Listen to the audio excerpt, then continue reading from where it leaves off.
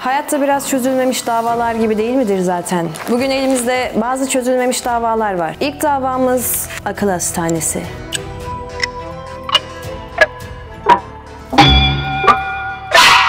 Bir cinayet davası olduğu düşünülüyor. Maktulümüzün ismi neymiş? Atiye Yıldırım. Evet, bu gizli belgeyle bunları kenara koyuyorum. Çünkü bizim işimiz davayla.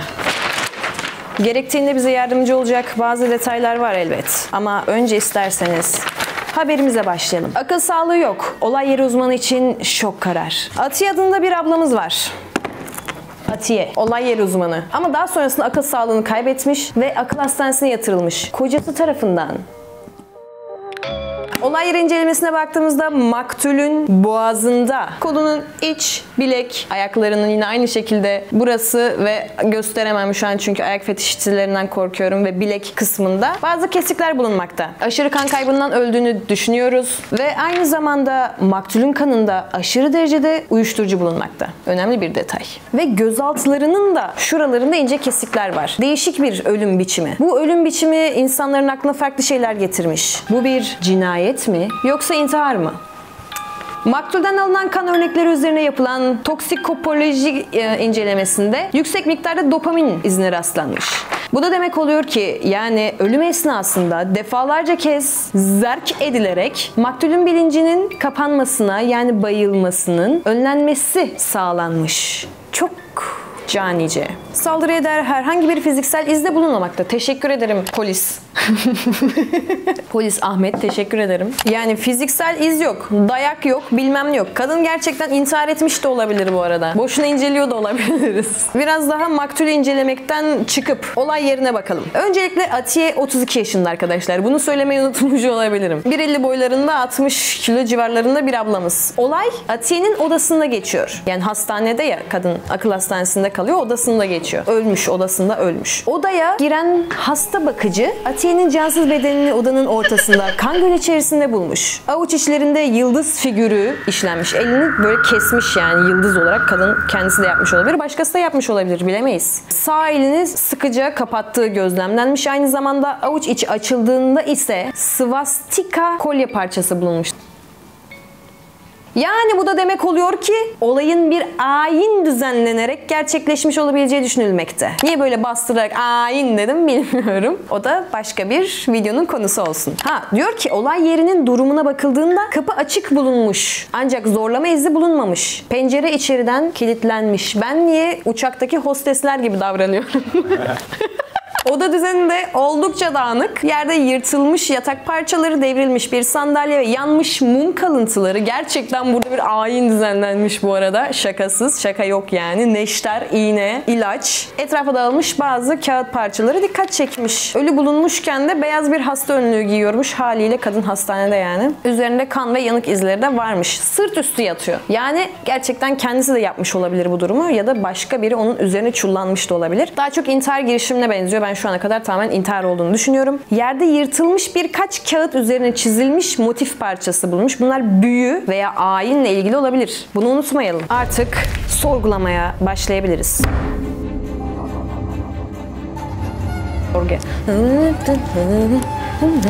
İlk sorgulayacağımız kişi Cemil Serçe. Cemil Serçe olay yeri inceleme uzmanı, aynı zamanda Atiye'nin eski kocası. Ex. Şu an medeni hali dulmuş. İlgilenenlere duyurulur. Ben ilgilenmiyorum. Atiye ile boşandıktan sonra aranızda ilişki nasıl ilerledi diye sorduğumuzda adam ne dedi dersiniz? Cemil Bey biraz gergindi sorguda. Boşandıktan sonra aranızdaki ilişki nasıl diye sorduk. Çünkü daha öncesinde kadını darp etmiş. Diyor ki yalan söylüyor. Zaten akıl sağlığı da yerinde değildi. Atiye'nin psikolojik sorunları vardı diyerekten bizi geçiştirdi. Mesleği kaldıramadığını söyledi ve beni itibarsızlaştırmaya çalıştı dedi. Ya bir yandan da işte ben karıma her zaman sahip çıktım. O benim yine de namusum. Ben boşandım ama o benim namusum. Ayaklarına falan yatıyorsun. Hiç sevmediğim erkek tipleri. Hadi oradan derler. İnsan sana. Gerçekten de bunu diyor bu arada, şaka yapmıyorum. Ne kadar boşanmış olsak da hala benim namusumdur yazıyor. Gerçekten hırboya rezalet. Düşmanı var mıydı diye soruyoruz. O da diyor ki bizde işte zaten bizim hep düşmanlarımız var der falan diyor. Salla. Fakat daha sonrasında şüpheli beyanında bazı güzel detaylar vardı. Atiye'yi sürekli bir biçimde gerçekten kontrol etmeye gidiyormuş hastaneye ve bu durumda Atiye onunla görüşmek istemiyormuş. Fakat o da etraftaki bazı kişilerden yine bilgiler almaya çalışmış ve bu bilgiler sırasında Atiye'nin daha önce intihar etmeye çalıştığını öğreniyoruz. Yani bu bizim intihar düşüncemizi biraz daha destekliyor diyebilir miyiz? Fakat tabii ki bu adam da bir olay yeri inceleme olduğu için burada bize diyor ki bu yaraların kriz anlarından kaldığını söylediler. Ancak bana pek inandırıcı gelmedi. Çünkü bazı yaralar daha taze görünüyordu. Ve kedilerim de şu an Atiye için kavga ediyorlar. Mio önde gidiyor. Minik saldırıyı destekliyor. Sorgumuza psikiyatri stajyeri intern Suna Güdücü katılıyor. Neye katılıyor? Suna Hanım normalde o gün orada olmaması gerekiyordu çünkü vardiya ona ait değildi. Ama yine de vardiyaya o kaldı. Vardiya denmiyor bunlara bu arada. Nöbete o kalmış. Çünkü kalması gereken başka bir kadın varmış ama o kalmamış. Bir anda acilen çıkmış ve nöbeti buna devretmiş. O gece normalde ben nöbetçi değildim. Ferhat ve Gamze kavga edince mecburen ben kaldım. Burada Ferhat ve Gamze'nin kim olduğunu merak ediyor olabilirsiniz. Bu hastanenin sahibiyle karısı. Hastanede diğer hastaları Atiye'nin arasında bir sorun var mıydı diye sorduğumuzda Atiye zaten çok içine kapanık bir kadındı diye cevap verdi. Ama her şeyden ve herkesten şüpheleniyordu diye de ekledi. Hatta şöyle bir cümle bizi çok tedirgin etti. Olmamış şeyleri olmuş gibi düşünerek sinir krizleri geçiriyordu. Ne kadar üzücü. Birebir bir hasta diyemem. Özel takıntılı kimse yoktu ama belki Poyraz ve Selma olabilir. Burada bir anda bakıcı Ercüment diye bir karaktersiz giriyor. Bu karaktersiz karakter bazı hastaları taciz ediyormuş. İleriki zamanlarda onun da icabını göreceğiz. Şüpheli beyanında Suna çok da bir şey eklemiyor ama bazı detayları bize veriyor. Normalde o gece Gamze Hanım nöbete kalacaktı. Ancak benim kalmamı istedi. Zaten çok yorgundum. Ben de birazcık durdum, dayanamadım. Sonra Ferhat Bey dedim ki Ferhat Bey ben eve gitmek istiyorum.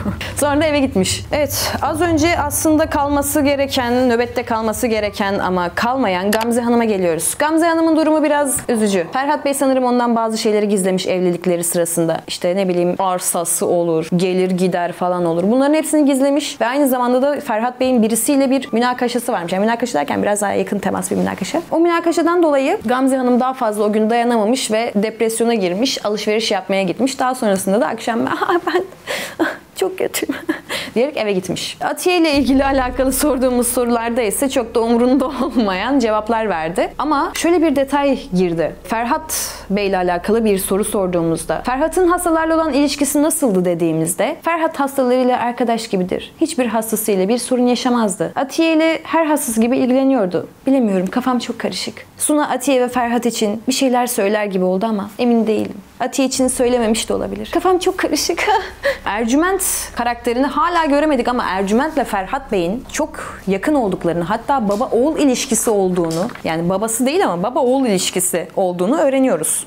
Ve Ferhat'ın karaktersiz arkadaş hem karısından bir şeyler gizlemek yetmiyormuşçasına, bir de dedim ya bir yakın münakaşası varmış diye, Ferhat'ın bir hastasına aşırı yakın davrandığından bahsetti. Ancak kim olduğunu söylemedi.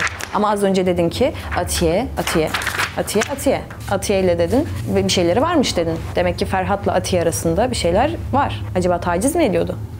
Sonunda Ercü'ye geldik. Ercüment bende her zaman çok sinir bozucu bir karakter olacak. Hastaları taciz ediyormuşsun diye direkt blank diye giriş yaptık ve dedi ki ya ne diyorsun ya? Ne tacizi memur bey? İki delinin lafıyla iftira mı atacaksınız? Hem konuyla ne alakası var? Delinin teki intihar etmiş. Yani hastalarından delinin teki diye bahsetmem biraz kırıcı bu arada. Bütün İzmir polisini buraya döktünüz. Deli işte kaçmış kendini. Senin de Allah belanı versin. Şüpheli. Bayağı şüpheli. Burada yatılı kalmıyor musun? Hiçbir şey duymadın mı? Kadın kendini kesmiş diye soruyorum. Bana diyor ki ben ne duydum ne gördüm. Sen burada niye çalışıyorsun? Sen niye maaş alıyorsun? Tüm kazandığın para da haram zıkkım olsun. Suna'ya sorun o geceleri çok gezer koridorlarda. Hastaları kontrol eder. Gerizekalı. Suna eve döndüm diyor. Bak o kadar habersiz yani. Anlıyor musun? Adam o kadar habersiz yani. Gerçi Gamze nöbetçiydi sanırım. Ona sorun en iyisi. Bak ondan bile haberi yok. Kadın akşam gitmiş. Ondan bile haberi yok. Karaktersiz ne yapıyorsun? Ne yapıyorsun ya? Ne yapıyorsun? Alo! Yaşlandım iyice. Bana bir şey sormayın. Kime soralım? Kime Kime sorayım? Bana mı soracaksın? Gerçekten sıkıntılı ya adam. Hastalara sert müdahale ediyormuşsun diyoruz. Yani mecburen 2 tokat atıyorum işte. Yemin ederim böyle yazıyor. Sinir krizi geçiren hastalar olursa mecburen 2 tokat attığım olmuştur. Neyse, şüpheli beyanına baktığımız zaman da gece boyunca bazı tıkırtılar duydum diyor. Koridorlarda bir tur attım. Fakat pek bir şey dikkatimi çekmedi. Sonra diyor ki Atiye diğer hastalarla pek konuşmazdı. Sadece Albay Oğuzhan ile ara sıra sohbet ederdi. Ancak ne konuştuklarını bilmiyorum. Kesin biliyor bu arada. Ancak dün gece fark ettim ki odasında duyduğum tıkırtılar sırasında bir gariplik vardı. Odasının kapısı her zamankinden farklı olarak hafif aralıktı. Normalde o kapı sıkı sıkıya kapatırdı. Kapısı normalde kapalıymış, bugün kapalı değilmiş. Ferhat Bey dışında hasta odalarına girmemiz yasak. Niye kontrol etmedin diyecektim. Yasakmış. Atiye'nin intihar ettiği söyleniyor ama bu olayı büyütüp bizi suçlamaya çalışıyorsunuz. Buna Ferhat Bey izin vermez. Kesin bunlardan biri yaptı. Kesin ya Ferhat ya da Ercüment yaptı. Ercüment yapmadıysa da parmağı var yani, görmezden geldi. Belli görmezden gelmiş zaten. Kızın kapısı aralıklı ya. Bak sen hasta bakıcısın. Bir hastanın kapısı aralık. Geri zekalı. En kötü git kapıyı kapat yani, anladın mı? Sinirlendim. Sonunda Ferhat Bey'e geldik. Psikolog başhekim. Atiye diğer hastalarla bir sorun yaşıyor muydu? Hayır efendim. Onu birisi öldürmüş olabilir mi? Nerede? Atiye diğer hastalarla bir sorun yaşıyor muydu? Bu hastanede karanlık bir şeyler döndüğünü... Ben sana bunu sormadım. Onu birisi öldürmüş olabilir mi? Karanlık şeyler dönüyordu bu hastanede. Atiye diğer hastalarla bir sorun yaşıyor muydu? Onu biri öldürmüş olabilir mi? Vallahi Atiye bu hastanede karanlık şeyler döndüğünü söylüyordu ve kendini öldürdü. Ve bunu bir şova çevirdi bence.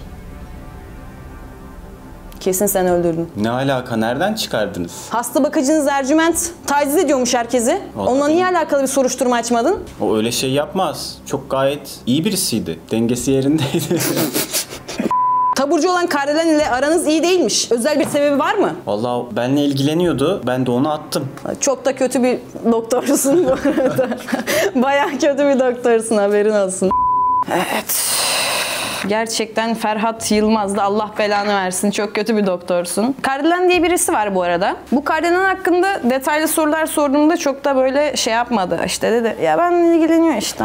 Sürekli ilgi istiyordu. İlgi kendi üzerinde değil de başkası üzerinde ise ilgi gören kişiye zarar verme eğilimi olan bir hastamdı. Benden duygusal anlamda beklentileri vardı. Atiye hastaneye geldikten sonra ilginin onun üzerinde olduğunu düşünerek hastanede yapılmaması gereken şeyler yapmaya kalktı. Tabiri caizse çılgına döndü. Ben de onu başka bir hastaneye naklettim. Şüpheli beyanına döndüğümüzde bizi çok garip bir bilgi karşılıyor. Ercüment'in tam tersi bir cümle. Hasta bölümüne yalnızca doktorlar ve hasta bakıcı Ercüment Bey girebilmektedir. Yani girebiliyormuş ama ben giremiyorum oraya. Sadece Ferhat Bey girebiliyor dedi. Pislik. Bu adamda, Ercüment'te bir pislik var. Haberiniz olsun. Sakinleştirici ilaçlar vermiş, çok fazla sakinleştirici ilaç veriliyormuş. Atiye'ye falan da filan da önlemimizi alacağız. Cart, curt. Burada artık sorgumuz bitmiş bulunmakta. Fakat Atiye'nin odasına bir göz attığımızda bazı kağıtlar bulduk. Bu kağıtlara baktığımızda diğer hastaların da bulguları bulunmakta. Ve özellikle dikkatimi çeken birkaç hasta bulunmakta. İsterseniz beraber göz atalım. Emre. Emre bir manipülasyon ustası. Bu şekilde insanların hayatlarını zindan ediyormuş yahu. Hastayla doktor görüşmelerine baktığımız zaman Emre'nin doktoru ona bak Emre yapma kanki bunu dediğinde ya ben bir şey yapmıyorum deyip doktoru bile manipüle etmeye çalışıyor. Bak diyor ben yapmıyorum ama diyor Poyraz diyor bir şeyler yapıyor diyor. Selma diyor kötü davranıyor diyor Atiye diyor. Atiye diyor bak kötü biri falan diyor. Hani inanılmaz bir manipülasyon ustası deha. Daha sonrasında Oğuzhan Keskin. Oğuzhan Keskin eski bir asker ve aynı zamanda birilerine kazık sokan birileri oluyor. Ne deniyor ona? Cerrah mı? Yok lan kazık sokan diyorum, cerrah mı diyorsun? Ya böyle işte tırnaklarını falan çıkarıyor bir konuşsun Cerrah. diye. Ya değil. Ya böyle konuşturmak için askerler... Cellat. İşkenceci mi deniyor artık, neyse öyle bir şeymiş yani bu adam daha öncesinde. Asker ve işkence uzmanı ve aynı zamanda ileri evre Alzheimer'ı var. Adam kendini hala o dönemde olduğunu varsayıyor ve aynı zamanda Atiye'nin de onu araştırmak için gelmiş olan bir ajan olduğunu düşünüyor. Atiye'nin ajan olduğunu düşünüyor bu adam. Korkunç bir abimiz. En son olarak da Atiye'nin bir konuşması var. Herkesten korkuyor. Atiye'nin odasında bulunan şu yazılara bir göz atalım isterseniz. Emre diyor ki, kimse fark etmese de hastalar bazen hafıza kaybı yaşıyor. Belki ben de yaşıyorumdur. Bize bazı bilgiler verecek o noktaya geliyoruz. Burası gerçekten çok ilginç bir yer. Geçen gece bazı sesler duyduğum için ilaçlarımı içmiş gibi yaparak uyumadım. Koridordan sesler geliyordu. Sanki bir şeyler sürükleniyordu. Biraz saklanarak ne olduğunu anlamaya çalıştım. Poyraz'ı gördüm. Ama kendinde değildi. Bence kötü kontrolü ele almıştı. Kötü personası var herhalde Poyraz'ın. Atiye'nin odasının önünde durup onu izledi. Ardından Selma'nın odasına gitti. Bir süre sonra ikisi birlikte Selma'nın odasından çıktılar ve Atiye'nin odasına yöneldiler. Poyraz eliyle kapıyı açmak istedi ama Selma onu durdurdu. Hayatımda hiç bu kadar korktuğumu hatırlamıyorum. Emre böyle bir not bırakmış. Yani Poyraz'la Selma Atiye'nin arkasından bir şeyler çeviriyor. Selma. Ölülerin seslerini duyuyorum. Bana diğer alemlerden haber veriyorlar. Herkes beni deli sanıyor ama bir gün anlayacaklar. Benim kehanetlerim asla şaşmaz. Kim olduğunu bilmiyorum. Bana yerini alacaklar. Güçlerin senden alınacak. Şu kadına dikkat et. Ya ölecek ya sen dediler. O gece bir çift gözlük beni götürdü. Buradaki gözlük birisi bu arada. Bunlar deli ya. Deli oldukları için böyle şey yapıyorlar yani. Bana yeşil bir şey enjekte ettiler. Çok kötü bir rüyaydı. Sabah uyandığımda kendimi inanılmaz yorgun hissediyordum. Ruhumdan bir şeyler eksilmiş gibiydi. Şu Ercüment'ten şüpheleniyorum. Ona dikkat etmeliyim. Buraya bir kehanet yazmamı bekliyorlar. Ancak kehanetim zamana yazıldı. Ne demekse artık. Gerizekalı. Burada bir deli Poyraz var. Sürekli kendimi kontrol altında tutmaya çalışıyorum. Kendime zarar veriyorum. Kötü sürekli bir şeyleri kesmek, yakmak istiyor. Bu beni çileden çıkarıyor. Midem bulanıyor falan filan. Poyraz birilerine zarar verebilen bir karakter ve aynı zamanda muhtemelen karakter değişimi var. Atiye'ye bu zarar vermiş olabilir. Oğuzhan, doktorun ısrarıyla günlüğümü açık bir şekilde yazmaya çalışacağım. Yine de önlemimi aldım. Benim gibi bir kahramanı buraya kapattıklarına hala inanamıyorum. Aklım gidip geliyor. Bazen kendimi hala savaşta sanıyorum. Falan filan. Yani bu sağ sol yapmam gerekiyor okumak için. Hala kendini savaşta sanıyor. Atiye'nin de ajan olduğunu düşünüyor falan. Ve son olarak elimizde böyle bir kağıt var. Çözülmesi gereken bir bulmaca. Ve ben bunu çözdüm. Merak etmeyin. Muhtemelen bunu Oğuzhan yazdı çünkü o böyle yapıyor. Çocuklarımın beni buraya attığını asla unutmamalıyım demiş. Çocukları atmış buraya. Kimse bana suikast düşünmeyecek. Burası bir hastane. Bunu unutma. Çünkü birilerinin ona suikast düzenleyeceğini, ajanların onu takip ettiğini falan düşünüyordu. Geceleyin işkence yapma, gözlük takıyor. Yani geceleyin birilerine işkence yapıyor. Bunu Poyraz'a yapıyor olabilir özellikle. Gözlük taktığında Poyraz iyi bir karaktere bürünüyorsa işkence yapmıyor. Kötü bir karaktere bürünüyorsa işkence yapıyor. Oğuzhan herhalde. Oğuzhan birilerine zarar vermiş olabilir. Son olarak artık bir ajan nerede görsem tanırım. Kendini gizlemeye çalışıyor ama benden kaçamaz. Atiye'nin ajan olduğuna emin ve Atiye'yi öldürecek. Evet, tüm delillerimiz bu şekilde. Şu an tek bildiğim şey birinin ölmüş olması. Açıkçası emin olduğum tek şey birinin ölmüş olması. Birkaç küçük detaylı bilgimiz daha var. Son olarak onlara bakalım ve artık kararımızı verelim. Şunlara bakacağım. Şizofreni hastası Poyraz'ın kendi için aldığı özel ses kaydı. Poyraz şizofreni hastası. 18 Kasım. Bugün hastaneye bir kadın geldi. Bu duruma heyecanlananlar var. Bu kadını sevmeyenler var. Bu kadın hakkında biz ne düşüneceğiz? Kibirli, fısıltı, kötü, çok ağır ilaçlar veriyorlar. Bu hastanede kimse tedavi edilmiyor. Hepimizi zehirliyorlar. 20 Kasım. Birkaç saattir ne yaptığımı bilmiyorum. Kötü kontrolü ele almış. Kibirliye onun ne yaptığını sordum. Selma'nın yanına gitmiş ama bana daha fazla bir şey anlatmıyor. Benim bir salak ve ezik bir tip olduğumu söylüyor. Buna daha fazla dayanamıyorum. 24 Kasım. Az önce doktorumla görüştüm. Bana kibirli, fısıltı ve kötüyü sordu. İçimdeki sesler benim diğer kişiliklerim. Kibirli her zaman beni ve diğer hastaları zorbalıyor. Fısıltı sürekli Selma ve Atiye'yi öldürmem ve Gamze Hoca'ya saldırmam gerektiğini söylüyor.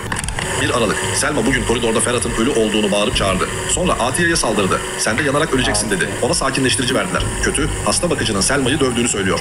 12 Aralık. Atiye normalde kimseyle konuşmazdı. Onu albayla konuşurken gördüm. Fısıltı, onların bir şeyler planladıklarını, Selma'yı öldürmek istediklerini söyledi. Kötü, albayı ve Atiye'yi biz öldürmeliyiz. Selma kahin, ona kimse dokunamaz diyor. Gamze Hanım herkese şırınga ile ilaç verilmesini emretti. O kadın kötüden de kötü. Ama mantıklı. 11 Ocak. Kötü. Dün gece Selma'nın odasına gitmiş. Kontrolü artık benden zorlanmadan alabiliyor. Selma yeni gelen kadın hakkında bir şeyler söylemiş. O tam bir deli. Kimsenin bilmediği bir dilde konuşup duruyor zaten. Yeni gelen kadının ölmesi gerektiğini söylemiş. Bir ayinden bahsetmişler. Kötü, Selma'nın alnından öpmüş ve gelip uyumuş. 19 Oğlum Selma'yla Poyraz öldürmüş lan. 11 Şubat saat 22.37. Selma kafayı yemiş gibi sürekli farklı bir dilde bir şeyler bağırıyor. Biri bana yardım etsin. Cinayetten bir gün önce. Çok kötü ya. Çok üzüldüm ya. Poyraz'a çok üzüldüm. Şu bilgisayar arama kayıtlarına bakayım. Travma merkezi, depresyon terapi seçenekleri, izolasyon odaları, manipülasyonlar, büyüler, hipnotik deneyler, vaka incelemeleri. İnsan deneyleri mi? İnsan deneyleri diye bir şey aratmış. Etik ihlaller. İnsan deneyleri etik ihlaller mi? Sağlık hukuku yasaklı deneyler. Bence doktor. Bence doktor öldürdü ya. Sen öldürdün. Yok ya. Vallahi sen öldürdün. Neden biliyor musun? Çünkü oğlum sürekli yasaklı deneyleri falan araştırıyormuşsun. Şimdi ben de bir buraya geldim işte olay yeri inceleme olarak. Ben işte olay yeri olarak inceliyorum burayı. Anladım bir şeyleri. Sen de rahatsız oldun benden. Verdin aşırı dozu, öldürttün beni. Sonra Selma Melma geldi, üzerimde büyümüyü yaptı diye düşünelim diye elime bir şeyler çizdirttin. Bir de zaten dedin ki işte bunu bir şova dönüştürmeye çalıştı. Zaten hastaydı falan filan dedin. Hikaye oluşturdun. Sen var ya çok şerefsiz bir insansın. Son olarak bu gizli belgeyi de açmak istiyorum. Diyor ki hani zarfı açmadan çözebilirsin diyor. Ama ben bir zarfı açmak istiyorum. Son bu kaldı çünkü. Bakabileceğim. Bakmak istiyorum. Tarih Perşembe 17 Şubat 2007. Dedektif. Sizi 11 Şubat 2007 gecesi İzmir Özel Akıl ve Ruh Sağlıkları Tedavi Merkezi'nde ölü olarak bulunan olay yeri inceleme uzmanı Atiye Yıldırım'ın cinayet davasına atıyorum. Atiye Eylül ayında başlatmış olduğumuz bir operasyonda gizli görev emriyle bu hastaneye kapatıldı. Oğlum biliyordum lan. Ben var ya çok zeki bir insanım. Yemin ederim ki çok zeki bir insanım. Ya bu kadar aklıma gelmemişti ama yani kocasının hala bir pislik olduğunu düşünüyordum bu arada.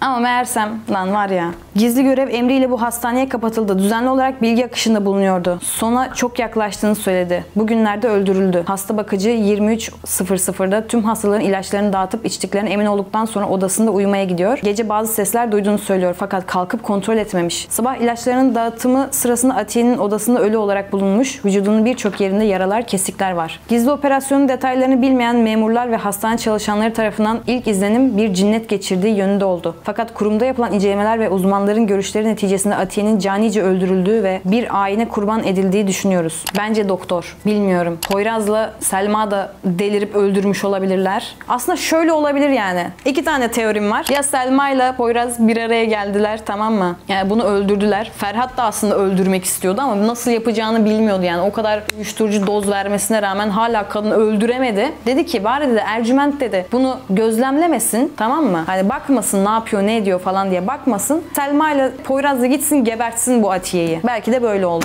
Bilmiyorum. Bakalım. Güzeldi. Poyraz. Ben bunu kes. Ha, Ferhat mıydı? Ferhat Göçer.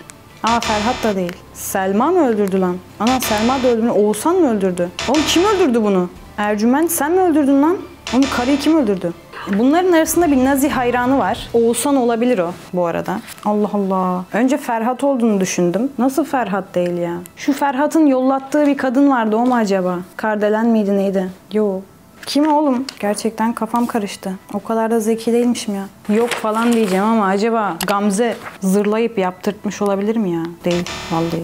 Oğlum yoksa Atiye gerçekten kendi kendime öldürdü lan. Yo. Herkesin ismini yazdım bir de yok yani. Başka biri de yok. Ne? Allah belanı versin be. Hiç umursamadım. Allah belanı versin Suna. Neyi kaçırdım ben ya? Ne kadar da gerizekalı bir kızsın sen. Elde ettiğimiz delillerin tamamı seni gösteriyor. Nerede gösteriyor ya? Nerede gösteriyor? Hangi delil gösteriyor? Avuç içinde bulunan gamalı haç, katilin bir Nazi ya da Nazi hayranı olduğunu gösteriyor. Odana ilk girdiğim anda duvarda bulunan Joseph Mengele namı değer ölüm meleği, Nazilerin insanlık dışı deneyler yapan doktorun poster... Oğlum bunu ben de gördüm bu arada da. Bunun... Orada. Nazilerin insanlık dışı deneyler yapan doktorunun posterlerini gördüğümde katilin sen olduğunu anlamıştım. Doğrudur. Ben de biliyorum Joseph Mengele'yi. Ama bu benim için yetersiz bir delildi. Gerçekten çok yetersiz bir delil ya. Hastanenin ziyaretçi listelerini incelerken sana çok tanıdık gelen bir isimle karşılaştım. Biraz zihnimi zorladığımda bu ismi 20 Kasım Aralık Avam Haber Gazetesi'nde gördüğümü hatırladım. Profesör Doktor Berkan Çelik insan haklarına aykırı deneyler yapan profesör seni defalarca ziyaret etmiş. Oğlum ne oluyor lan? What the fuck is going on? Ben saçma sapan yerlerde dolanmışım. İnsan haklarına aykırı deneyler ihraç edilmiş üniversiteden adam. Gerçekten de şu listeye bakıyoruz. Wow. Tabii ki bu da yetersiz bir delildi. Ancak Oğuzhan Albay'ın şifreli yazdığı bir yazısında geceleri işkence yapan kişi gözlük takıyor şifresini çözdükten sonra her şey benim için kesinleşti. Hastanede tek gözlük kullanan personel sensin. Oğlum ben onu Poyraz sandım lan.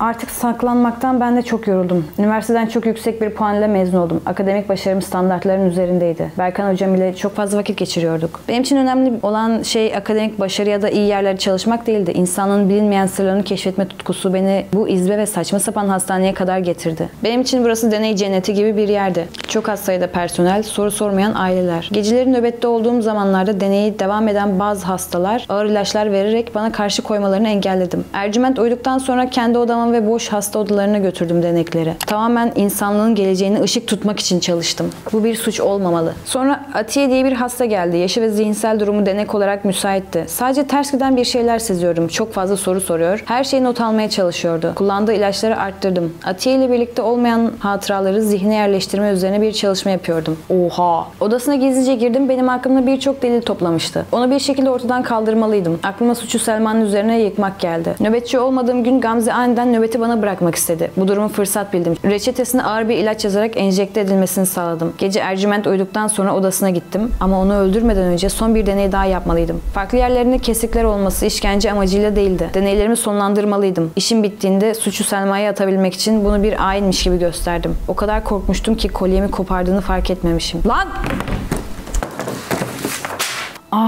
İnanmıyorum ya. Görüyor musun ya? Gerçekten çok kötü bir dedektifim. Yine de olsun. Denedik mi? Denedik.